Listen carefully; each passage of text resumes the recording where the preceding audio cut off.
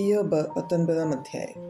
അതിന് ഇയ്യോബ് ഉത്തരം പറഞ്ഞതെന്തെന്നാൽ, നിങ്ങൾ എത്രത്തോളം എൻ്റെ മനസ്സ് വ്യസനിപ്പിക്കുകയും മൊഴികളാൽ എന്നെ തകർക്കുകയും ചെയ്യും.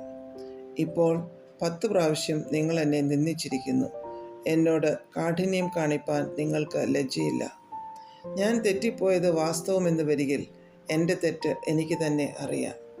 നിങ്ങൾ സാക്ഷാൽ എനിക്ക് വിരോധമായി വലിപ്പം ഭാവിച്ച് എൻ്റെ അപമാനത്തെക്കുറിച്ച് എന്നെ ആക്ഷേപിക്കുന്നു എങ്കിൽ, ദൈവം എന്നെ മറിച്ചു കളഞ്ഞു, തൻ്റെ വലയിൽ എന്നെ കുടുക്കിയിരിക്കുന്നു എന്നറിവിൻ.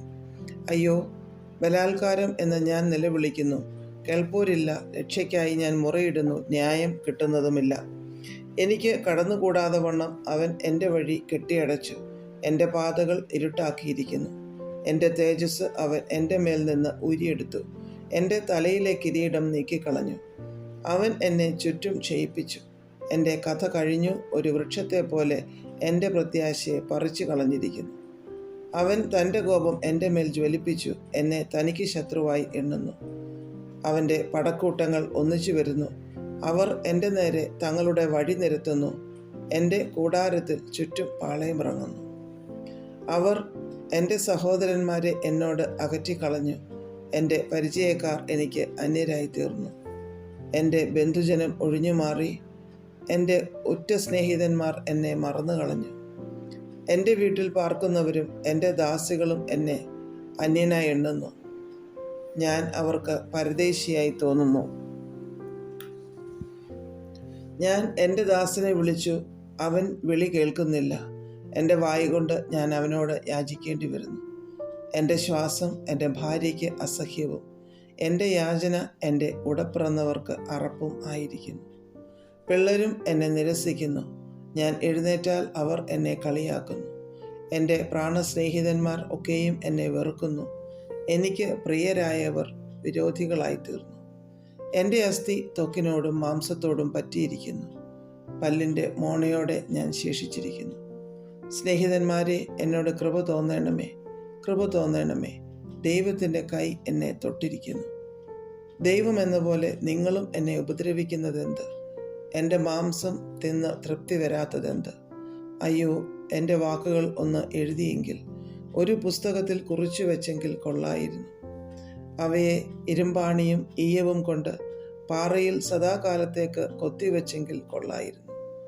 എന്നെ വീണ്ടെടുക്കുന്നവൻ ജീവിച്ചിരിക്കുന്നു എന്നും അവൻ ഒടുവിൽ പൊടിമേൽ നിൽക്കുമെന്നും ഞാൻ അറിയുന്നു.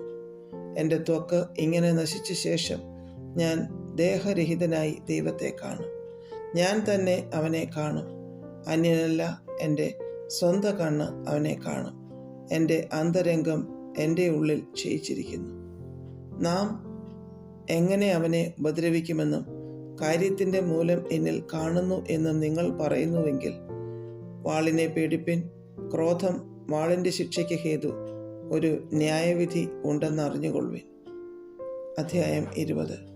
അതിന് നയമാത്യനായ സോഫർ ഉത്തരം പറഞ്ഞതെന്തെന്നാൽ, ഉത്തരം പറവാൻ എൻ്റെ നിരൂപണങ്ങൾ പൊങ്ങി വരുന്നു, എൻ്റെ ഉള്ളിലെ തത്രപ്പാട് ഹേതുവായിട്ട് തന്നെ. എനിക്ക് ലജ്ജാകരമായ ശാസന ഞാൻ കേട്ടു, എന്നാൽ ആത്മാവ് എൻ്റെ വിവേകത്തിൽ നിന്ന് ഉത്തരം പറയുന്നു. മനുഷ്യൻ ഭൂമിയിൽ ഉണ്ടായതു മുതൽ പുരാതനമായ വസ്തുത നീ അറിയുന്നില്ലയോ? ദുഷ്ടന്മാരുടെ ജയഘോഷം താൽക്കാലികമത്രേ, വഷളൻ്റെ സന്തോഷം ക്ഷണനേരത്തേക്കേ ഉള്ളൂ. അവൻ്റെ മഹിമ ആകാശത്തോളം ഉയർന്നാലും അവൻ്റെ തല മേഘങ്ങളോളം എത്തിയാലും അവൻ സ്വന്തം മലം പോലെ എന്നേക്കും നശിക്കും. അവനെ കണ്ടിട്ടുള്ളവർ അവൻ എവിടെ എന്ന് ചോദിക്കും. അവൻ സ്വപ്നം പോലെ പറന്നു പോകും, അവനെ പിന്നെ കാണുകയില്ല. അവൻ രാത്രി ദർശനം പോലെ പാറിപ്പോകും. അവനെ കണ്ടിട്ടുള്ള കണ്ണ് ഇനി അവനെ കാണുകയില്ല, അവൻ്റെ ഇടം ഇനി അവനെ ദർശിക്കുകയുമില്ല. അവൻ്റെ മക്കൾ ദരിദ്രന്മാരോട് കൃപയാചിക്കും, അവൻ്റെ കൈ തന്നെ അവൻ്റെ സമ്പത്ത് മടക്കി കൊടുക്കും. അവൻ്റെ അസ്ഥികളിൽ യൗവനം നിറഞ്ഞിരിക്കുന്നു, അവ അവനോട് കൂടെ പൊടിയിൽ കിടക്കും. ദുഷ്ടത അവൻ്റെ വായിൽ മധുരിച്ചാലും അവൻ അത് നാവിൻ കീഴെ മറച്ചു വെച്ചാലും, അതിനെ വിടാതെ പിടിച്ച് വായ്ക്കകത്ത് സൂക്ഷിച്ചു വെച്ചാലും, അവൻ്റെ ആഹാരം അവൻ്റെ കുടലിൽ പരിണമിച്ച് അവൻ്റെ ഉള്ളിൽ സർപ്പവിഷമായിത്തീരും. അവൻ സമ്പത്ത് വിഴുങ്ങിക്കളഞ്ഞ് അത് വീണ്ടും ഛർദ്ദിക്കേണ്ടി വരും. ദൈവം അത് അവൻ്റെ വയറ്റിൽ നിന്ന് പുറത്താക്കിക്കളയും. അവൻ സർപ്പവിഷം നുകരും. അണലിയുടെ നാവ് അവനെ കൊല്ലും. തേനും പാൽപ്പാടയും ഒഴുകുന്ന തോടുകളെയും നദികളെയും അവൻ കണ്ട് രസിക്കുകയില്ല. തൻ്റെ സമ്പാദ്യം അവൻ അനുഭവിക്കാതെ മടക്കി കൊടുക്കും. താൻ നേടിയ വസ്തുവകയ്ക്കൊത്തവണ്ണം സന്തോഷിക്കുകയുമില്ല.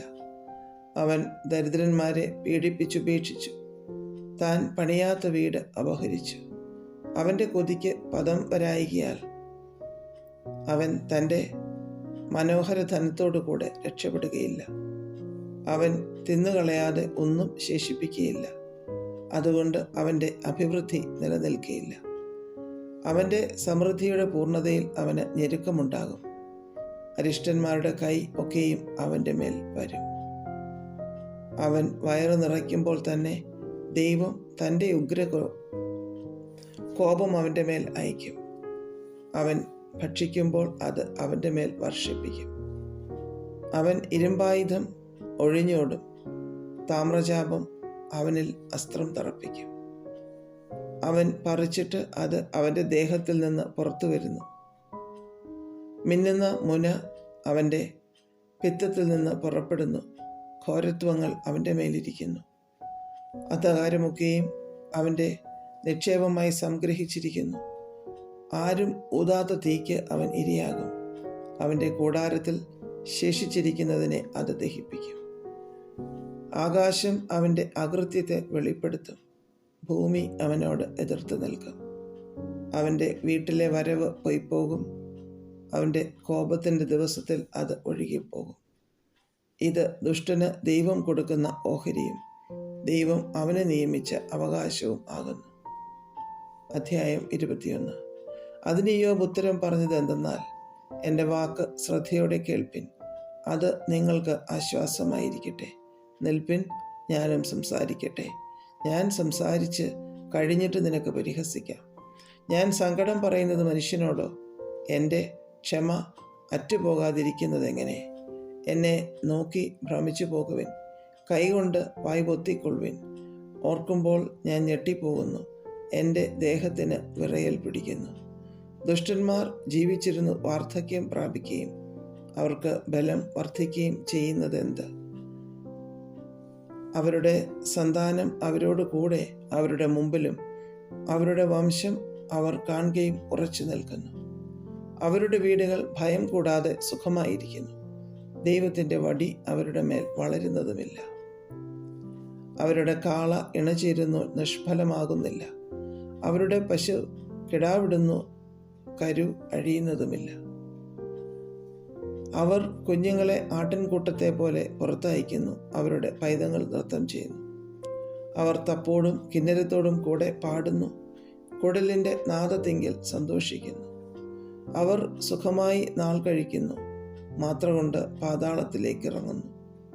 അവർ ദൈവത്തോട്, ഞങ്ങളെ വിട്ടുപോക, നിന്റെ വഴികളെ അറിവാൻ ഞങ്ങൾ ആഗ്രഹിക്കുന്നില്ല. ഞങ്ങൾ സർവശക്തനെ സേവിപ്പാൻ അവൻ ആർ?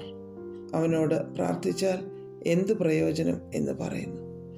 എന്നാൽ അവരുടെ ഭാഗ്യം അവർക്ക് കൈവശമല്ല. ദുഷ്ടന്മാരുടെ ആലോചന എന്നോട് അകന്നിരിക്കുന്നു. ദുഷ്ടന്മാരുടെ വിളക്ക് കെട്ടുപോകുന്നതും അവർക്ക് ആപത്ത് വരുന്നതും ദൈവം കോപത്തിൽ കഷ്ടങ്ങളെ വിഭാഗിച്ചു കൊടുക്കുന്നതും എത്ര പ്രാവശ്യം. അവർ കാറ്റിന് മുമ്പിൽ താളടി പോലെയും കൊടുങ്കാറ്റ് പറപ്പിക്കുന്ന പതിർ പോലെയും ആകുന്നു. ദൈവം അവൻ്റെ അകൃത്യം അവൻ്റെ മക്കൾക്കായി സംഗ്രഹിച്ചു വയ്ക്കുന്നു. അവൻ അത് അനുഭവിക്കേണ്ടതിന് അവന് തന്നെ പകരം കൊടുക്കട്ടെ. അവൻ്റെ സ്വന്തം കണ്ണ് അവൻ്റെ നാശം കാണട്ടെ. അവൻ തന്നെ സർവശക്തൻ്റെ ക്രോധം കുടിക്കട്ടെ. അവൻ്റെ മാംസങ്ങളുടെ സംഖ്യ അറ്റുപോയാൽ തൻ്റെ ശേഷം തൻ്റെ ഭവനത്തോട് അവൻ എന്ത് താല്പര്യം? ആരെങ്കിലും ദൈവത്തിന് ബുദ്ധി ഉപദേശിക്കുമോ?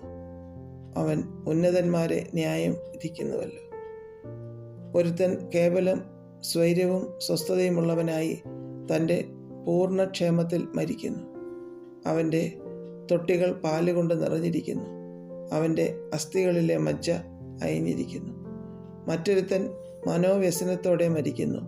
നന്മയൊന്നും അനുഭവിപ്പാൻ ഇടവരുന്നതുമില്ല. അവർ ഒരുപോലെ പൊടിയിൽ കിടക്കുന്നു, കൃമി അവരെ മൂടുന്നു. ഞാൻ നിങ്ങളുടെ വിചാരങ്ങളെയും നിങ്ങൾ എൻ്റെ നേരെ നിരൂപിക്കുന്ന ഉപായങ്ങളെയും അറിയുന്നു. പ്രഭുവിൻ്റെ ഭവനം എവിടെ? ദുഷ്ടന്മാർ പാർത്ത കൂടാരം എവിടെ എന്നല്ലോ നിങ്ങൾ പറയുന്നത്. വഴിപോക്കരോട് നിങ്ങൾ ചോദിച്ചിട്ടില്ലയോ? അവരുടെ അടയാളങ്ങളെ അറിയുന്നില്ലയോ?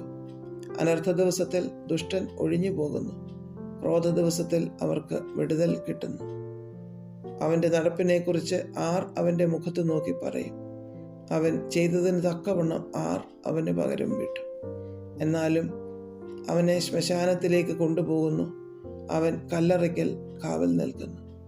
താഴ്വരയിലെ കട്ടയവന് മധുരമായിരിക്കും, അവൻ്റെ പിന്നാലെ സകല മനുഷ്യരും ചെല്ലും. അവന് മുമ്പേ പോയവർക്കെണ്ണമില്ല. നിങ്ങൾ വൃഥാ എന്നെ ആശ്വസിപ്പിക്കുന്നത് എങ്ങനെ? നിങ്ങളുടെ ഉത്തരങ്ങളിൽ കപടമുണ്ടല്ലോ.